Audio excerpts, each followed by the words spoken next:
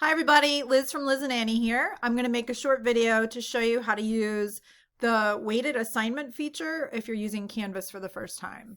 So obviously I'm in my Zoom room, and then over here on the right of my screen I have my Canvas site pulled up, so elearn.ucr.edu.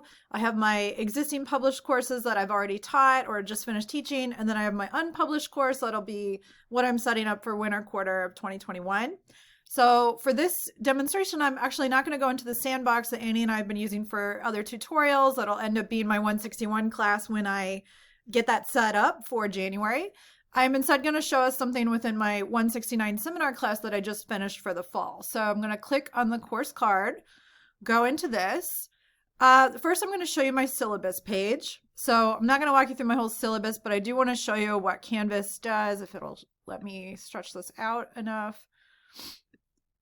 Yeah, so the way the gradebook gets set up in Canvas is by assignment groups that you assign specific weights to. So on the syllabus tab, the syllabus page for your course, you can, of course, have your normal syllabus content. You can specify what all of the assignments will be worth.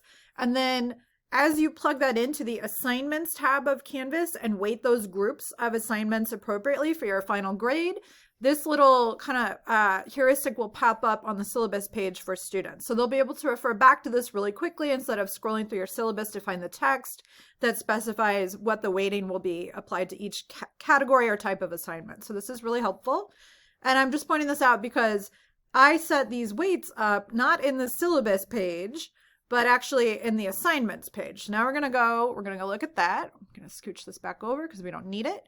And I can show you that so all these subheaders, the gray subheader boxes, are groups, like types of assignments within the bigger assignment rubric.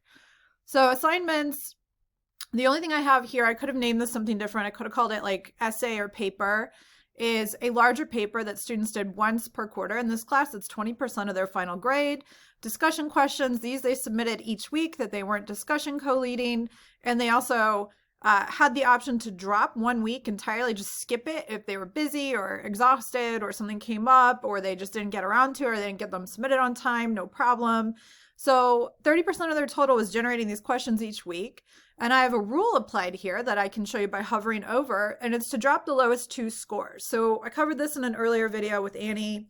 You can set up a rule to drop the lowest score if you want to like exclude the lowest exam score or assignment score from something that's being computed in your Canvas gradebook. I have it drop the lowest 2 because there's 1 week that each of my students was not supposed to submit discussion questions, so they got a 0 for that week, but that was planned. And then they also had this like opt-out week. So they basically had 2 that I would drop from the computation of this 30% of their grade. Class discussion participation for a seminar class is pretty substantial, so 20%, and co-leadership 1 time per quarter was 30% of the total grade. So down here I had give them an extra credit opportunity. We will cover extra credit assignment and weighting in the gradebook in a different video together. But I made that not actually graded 0% of the total, but it still shows up here so students can submit their work as an assignment. So if I, like with all this in mind, this gradebook's actually all the way fleshed out because it's a course that I finished teaching. So I've made the student name column very narrow so we can't actually see who's in my class. We could scroll through all the individual grades for these things that I've completed. I'm still in the process of finishing up this class, are in here. And then you can see like as the grades are completed, as I assign the scores for everything students have done, that shows up here and like ends up going into what will be displayed to them as the total. So this is just something to know about like the weighting. You assign the weights to the different groups and types of assignment within your assignments tab in Canvas, and then your Canvas gradebook will weight that appropriately as you go. Okay, good luck with this. Annie and I will be back later with more stuff.